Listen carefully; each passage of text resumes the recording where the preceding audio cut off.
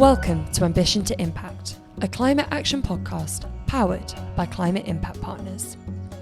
In today's episode, we speak with Paul Ontoaneyin, Environment and Social Manager at Form Ghana, a forest plantation management company and one of our exclusive project partners. Form's flagship reforestation project aims to reforest 20,000 hectares of degraded forest reserves in Ghana over its lifetime. This is critical as the country lost 2.5 million hectares of total forest area between 1990 and 2010. To date, nearly 12,000 hectares have been restored through this project. As a working timber business, the project has created more than 1,000 jobs in a community impacted by climate change. 40% of these jobs are allocated to women. Helping to overcome the drivers of deforestation, the project is focused on restoring degraded forest reserves whilst conserving and restoring indigenous areas, promoting responsible land management practices and helping to enhance food security. Sherah Beckely, Senior Manager of Client Solutions, visited the site recently and spoke with Paul to find out more about this impactful project. So today, journey with us to Central Ghana on this very special episode of Ambition to Impact. Well, thank you so much for your time this afternoon. I can take a step back and just introduce to our podcast, which is called Ambition to Impact here at Climate Impact Partners.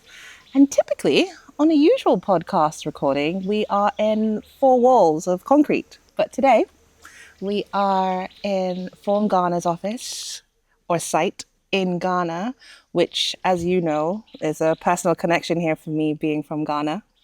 And we've had a wonderful couple of days getting to see all the work that Form Ghana has put into restoration of degraded forests. So, for the next couple of minutes, this is the exciting part where we get to dive in a bit more into some of the things that I've seen, but really bring it home for our listeners, companies and clients that we work with who don't often get to interact directly with you.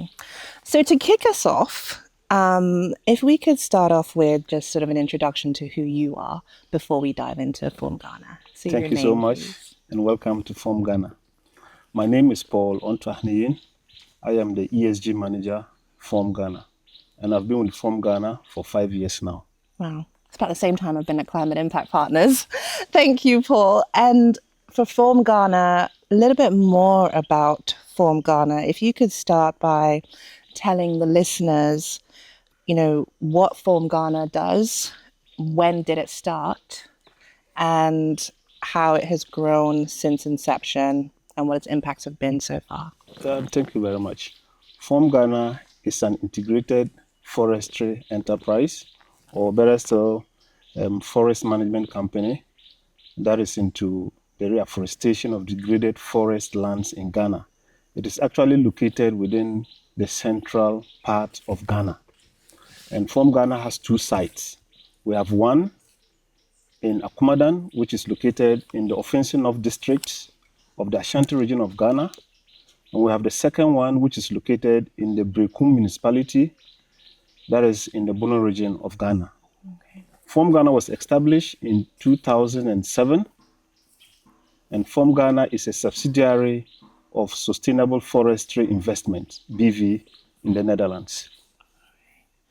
And how has it grown since its inception? Form Ghana has really grown because we started in Akumadan, where for now we have established over 4,000 hectares of teak. And now, in 2013, we moved to our new site within the Tintu Forest Reserve, which is located in the Brekum municipality. We have established, we have so far about 14,000 hectares. So in all, Form Ghana has established about 12,000 hectares of teak. Wow. And thinking about how it's grown since inception, we can look at some of these trees here, which I know were planted when you moved here. Exactly so. When we moved here, the whole place was actually degraded. Wow. What was left were just remnants of the trees. And Form Ghana, being a responsible company, decided to actually plant some of these trees. And we did not plant only teak, we also planted indigenous. Indigenous. That's really awesome. Which I think speaks for itself when looking at the impact that you've achieved so far. The impact of what we have done can be attested by most of the communities that surround the project.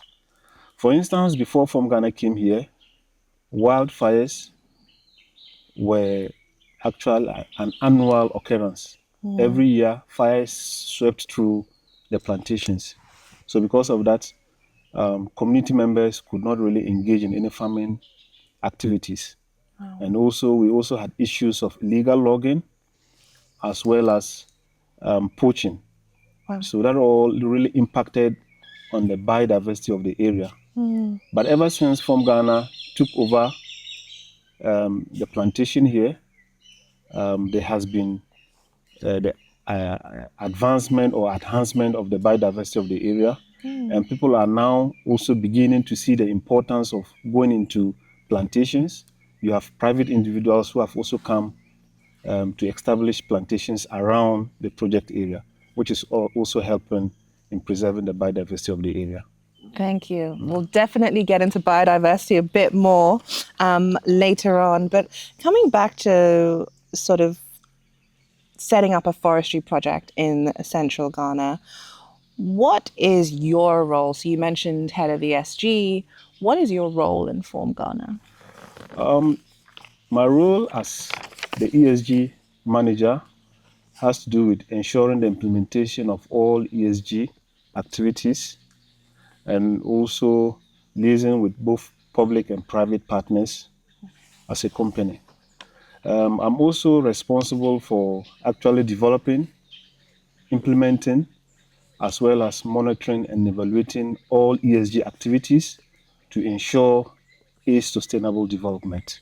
Okay. So besides that, as a manager in that department, I don't work alone. I work with others, and we also generate quarterly, monthly, and biannual reports, which we submit to our shareholders, stakeholders, and also regulatory bodies in Ghana.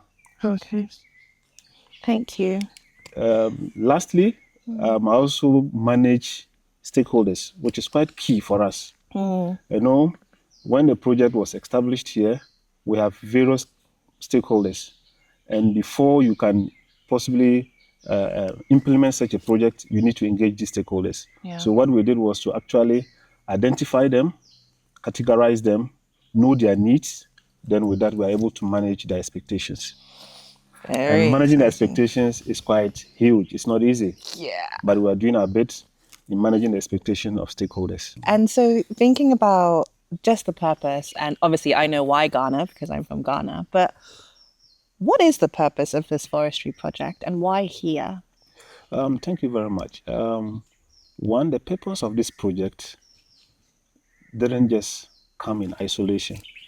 One, the whole entire reserves in Ghana were degraded as a result of the 1982 fires. Most of the forest reserves were actually degraded. And the government of Ghana felt there was a need to restore these degraded forests. And one way of doing that is to go into plantation development.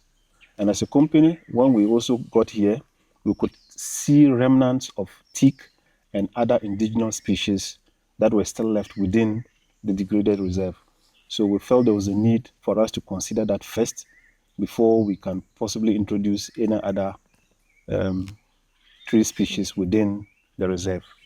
And data and information that was made available to us indicated that the area also supported teak development or teak growth. So that's why we went into teak. Thank you. And switching gears slightly, or going a bit deeper into that, more around some of the technical elements. So where is the nursery located? I know because I saw it. And how are the seedlings obtained? For those who haven't seen it. The nursery, we have two nurseries, one in Brekum, one in Akumadan. The one in Brekum is a satellite nursery. We move it. So depending on where we want to develop within the year, then we move the nursery closer to the blocks that we want to develop. However, in Akumadan, we have an irrigated nursery. But as we speak now, because Akumadan plantation is fully planted, there isn't any activity at the nursery. What are the species that are being planted and how are they selected? Usually it's teak and indigenous species. And the indigenous species are the local trees that we have around. And the seedlings, for instance, the teak, we get some from Cote d'Ivoire. We also grow some within our own nurseries for replanting. And we also, at the nursery in Akumadan, we also grow some of the indigenous species that we actually also plant within riparian and buffer zone areas. Yeah. And thinking of moving a bit before the planting, what is the most likely baseline scenario without this project? Thank you very much. Without this project, I would say the scenario would have been a very devastating and challenging one.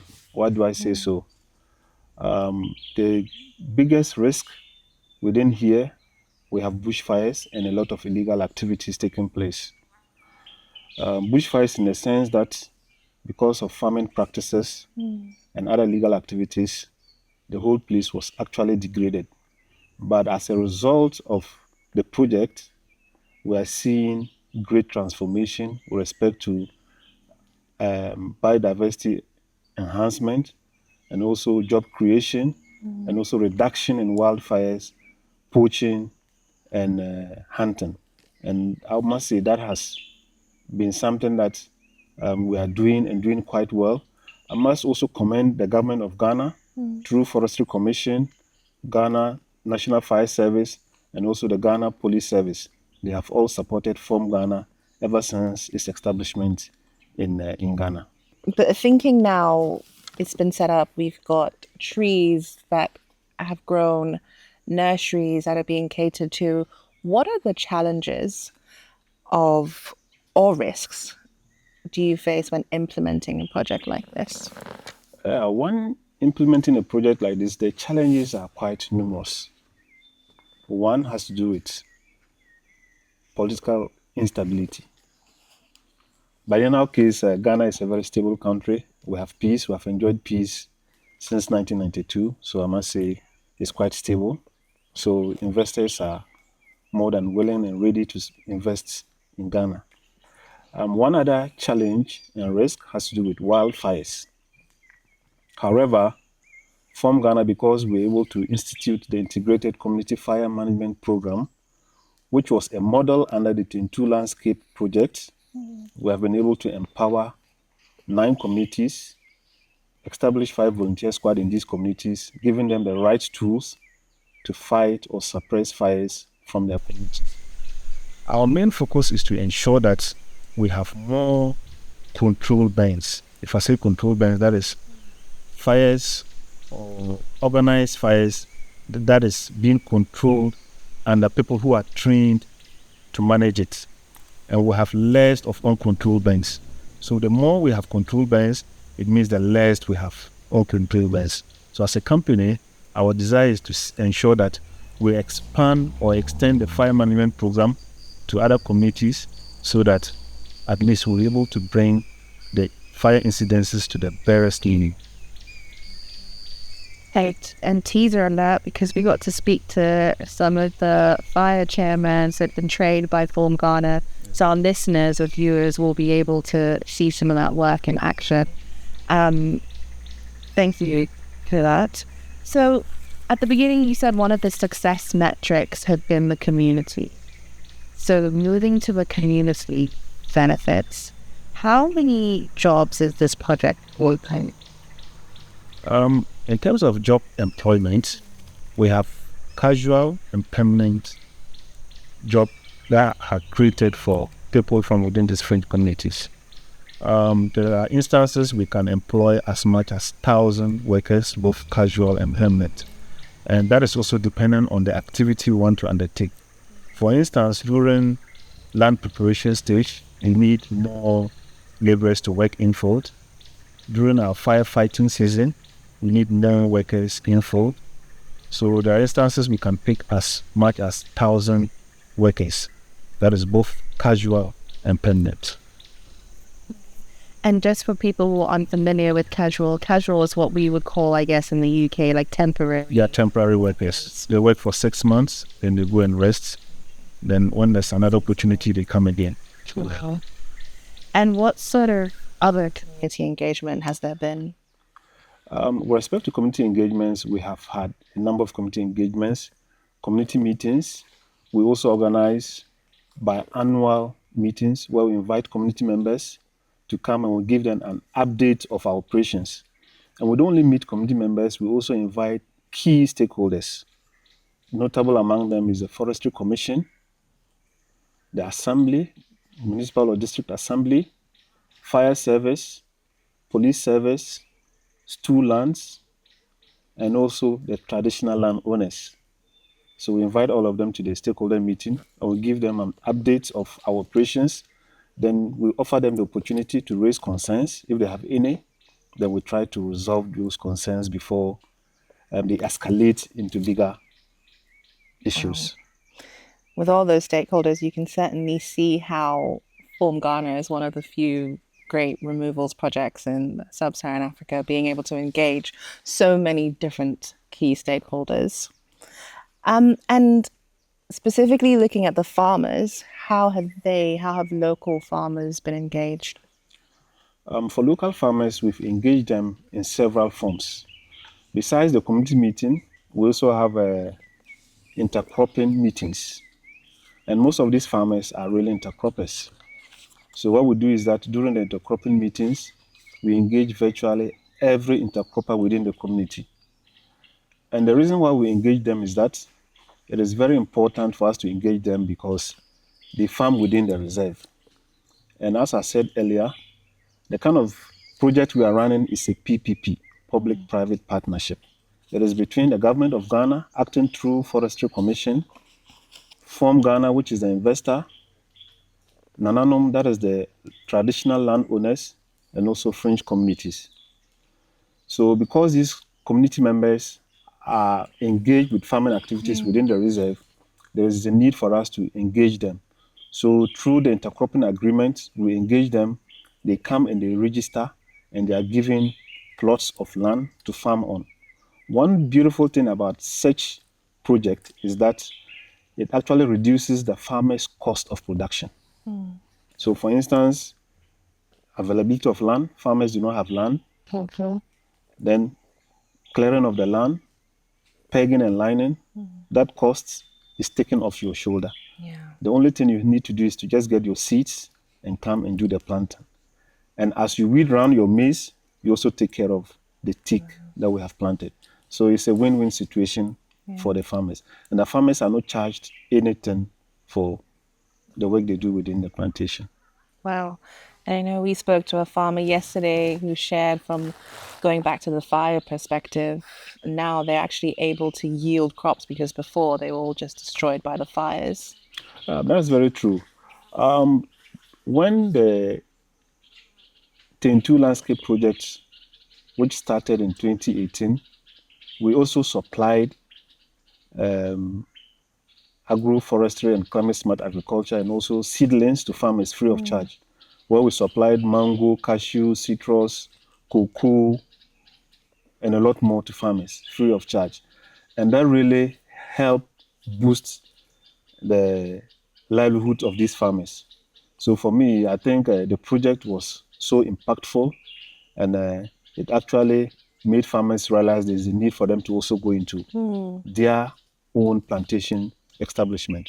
And some have done, and some still want us to bring them more seedlings. But unfortunately, the project folded up in 2021-2022 farming fire season. However, as a responsible company, we felt there was a need for us to concentrate on the fire management program because the impact was quite huge. We saw the impact. As I speak to you now, after the project ended, we did an analysis, and it revealed that wildfire cases reduced to about 78%. Wow. over a 6,000 hectare area. So it is quite huge, and it is our prayers or desire that Farm Ghana as a company will continue with the fire management program. If possible, extend to other communities within the plantation. As we speak now, we have about 15 communities located in the King 2 Forest Reserve. We have 8 in Akumada. And out of these numbers, we have the community fire management program in only 9 communities. So you see that we still have a long way to go if we really want to fight fires, wildfires. And just to highlight that number, that's a 78% reduction in fires with this program. And this program was part of your CSR, responsible business. Exactly. Yeah. Thank you. And before we move to sort of stakeholder engagement and dive into that, it was something I noticed yesterday in visiting the nursery, which was over 20 women working in the nursery. Could you please tell us a bit more about the females engaged in your program? Okay, thank you very much. Farm Ghana has an equal job opportunity for all Ghanaians, provided you are 18 years and above. So if you are from within the French communities, our first priority are people who come from within the French communities. Okay. And we have an open policy. If you are 18 years and above, and there's a job opening, you can apply, and you are given the opportunity to come and work. And the industry in which we find ourselves, that is the plantation establishment and management, we have a number of females that are engaged as a company. Usually we give opportunities for management trainees, graduates who complete school and are not so experienced to come and gain much experience here. And they're given opportunities to work within the company. So if you go in field, those who do the weeding, the monitoring teams, we have women working with the nursery as well. The reason why we have a lot of women working at the nursery is that women pay much attention to details. That's true. And working at the nursery, you need a lot of time to raise the seeds or the seedlings. So because of that, we prefer women working at the nursery because they will give much attention to the seedlings. Right. And then just touching on the trainee program, because we've seen, the site manager for where we are today, she started in the trainee program, didn't she? The management trainee, and she's now site manager. That is true. She's not the only example. At our other side in Akumadan, the monitoring supervisor, she was also picked as a trainee. Wow. And now she's been promoted to the position of a monitoring supervisor. Wow. So we give opportunity and we build the capacity of all our workers. One good thing about Farm Ghana is that we have a training matrix where we bring experts from within and outside the country to train our workers. Our chainsaw operators receive trainings every year. Okay. Our drivers are also trained. Virtually all workers, monitoring, nursery, including senior management members, also receive training. Yeah. So it is something that the company is not reneging on. The company see capacity building as the way forward. We need to build the capacity of our workers so that we can get the best out of them. Yeah. I can attest to that because in speaking to everyone is such an expert at what they do and are proud to work with Farm Ghana. Just going back to the stakeholder engagement, so you mentioned the PPP agreements. Can you tell us a bit more about the benefit sharing agreement with the local government and how that impacts Indigenous peoples, community members, and other key stakeholders, like you mentioned, the landowners, the fire service? Thank you very much. With respect to the BSA, like I said earlier, Farm Ghana signed a PPP agreement with the government of Ghana through Forestry Commission, the landowners, and the investor being Farm Ghana. And in the PPP agreement, it stipulates how benefits will be shared. Okay. So every tree that is harvested, is supposed to be accounted for, and the monies shared among these stakeholders. So how the monies will be shared are all stipulated in the BSA agreement. And the BSA is the benefit share agreement. Okay. So the investor takes his percentage, and the rest is paid to Government of Ghana through Forestry Commission. Okay. Then the commission in turns disburses the money to traditional landowners and also to fringe communities. Yeah. So in this regard, each of these group has a role to play. So for Forestry Commission, they are supposed to provide Form Ghana with the technical assistance. Okay. They also support us in dealing with illegal activities such as bushfires, illegal logging, poaching, and the rest. Nananom, since they are the custodian of the land, they also have always supported Form Ghana since our operations within the reserve. And the fringe communities, they are so dear to me. The fringe communities. Yeah. I must say, without these fringe communities, this project would have really struggled. Yeah. Because we get workers from these communities. We have fire volunteer members coming from these communities. And we have also engaged these communities in reporting illegal activities within and without the plantation to us. And we have enjoyed the cooperation and support of all communities, especially the leadership of communities. We have always supported Form Ghana in whatever activity we undertake. So I must say, fringe communities have also been of immense support to the project, because they also see the direct and indirect benefits they also get through the project. Yeah, it's a real true definition of partnership, because in speaking to some of the community stakeholders, they mentioned things like irrigation and access to clean water and all those initiatives that Form Ghana has also put in place. They get to see the benefits of it and understand why the partnership is so important. Yeah, so as a company, we have what we call the corporate social responsibility. And as a company, what we do for communities has to do with water and hygiene, which is very key. So what we do is that we try to support communities by providing potable water through mechanization of boreholes, and also we also try to build ablution facilities for communities. So besides that, we have also assisted communities by grading community roads. Okay. And that has aided community members, especially intercroppers, carry their farm produce from their farms to their homes without having any post-harvest losses. Wow. Yeah, they mentioned that. Thank you. So now moving to us at Climate Impact Partners, I'm also personally very excited and delighted. We at Climate Impact Partners are delighted to be partnering exclusively with you and Form Ghana to provide 371,000 high quality carbon removal credits to our clients from your flagship reforestation project.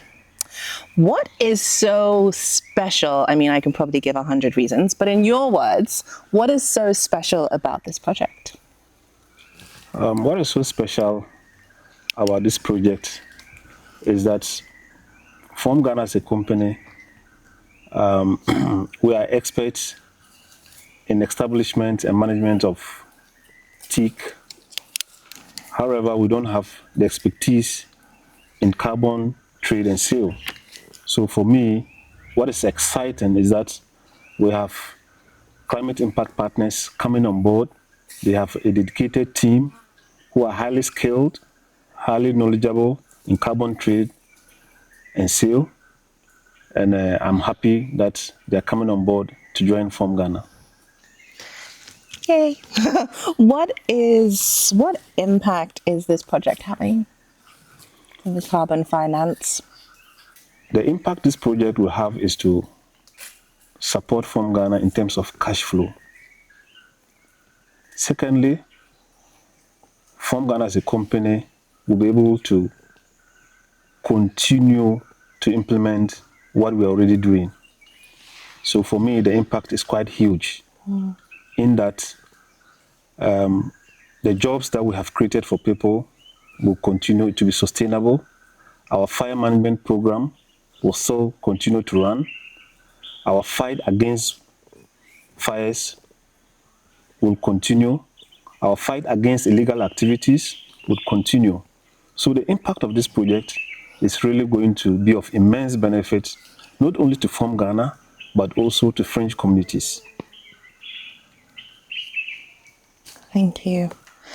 And because there's something in the carbon world that we call sort of additionality, which is to your point around the cash flow, that without this support, the continuation and the sustainability of these programs would be very difficult to achieve.